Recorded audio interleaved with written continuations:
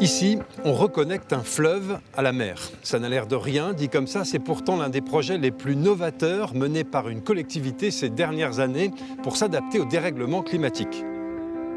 C'est une prairie qui devient estuaire. Le fleuve y sinue et rencontre désormais la mer. Un nouvel écosystème se déploie. Régis Lemarie s'en réjouit. Avec ce nouveau tracé, en fait, on mélange de l'eau de mer et de l'eau douce. On a des eaux saumâtres. Eh bien, ça va être propice aux anguilles, ça va être propice aux bars, ça va être propice aux mulets, ça va être propice potentiellement aux salmonidés, à la lauze. En fait, tous les poissons qui ont besoin d'eau douce et d'eau de mer vont pouvoir trouver ici leur capacité à faire leur cycle de vie. Le va-et-vient des marées sculpte déjà le paysage. La biodiversité va prospérer. Mais le projet a d'abord été pensé pour répondre à un traumatisme. Les crues, à répétition. Celle de 1999 submergeait le camping, ici même, sous 1,80 m d'eau. Il en a fallu des réunions, des concertations pour arriver au projet actuel. Lever les obstacles, et pas des moindres.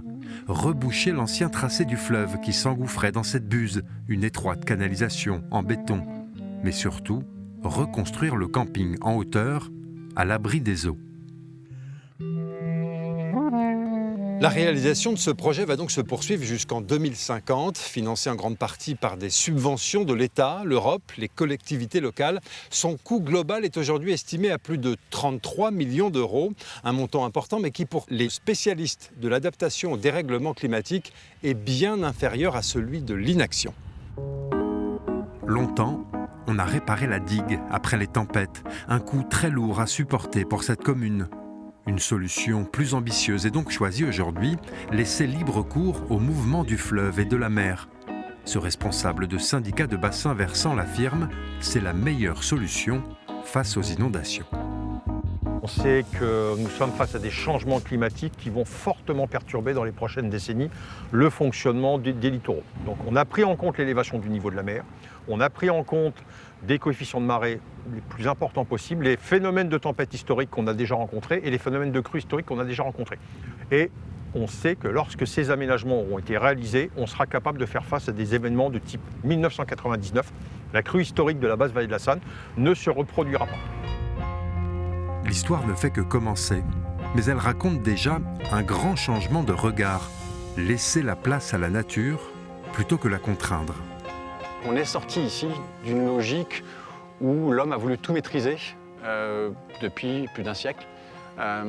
Et potentiellement, c'était le cas, était surexposé. Et là, en sortant les enjeux économiques, les enjeux humains de ces zones à risque, le territoire se concentre dans une logique d'adaptation permanente. Les territoires qui sont soit dans le déni, soit dans la position « je remets ça aux générations futures », vont payer sans doute très cher la facture. Ce territoire, et en fait, il se donne les capacités à amortir son investissement sur les 10, 20 ou 30 prochaines années.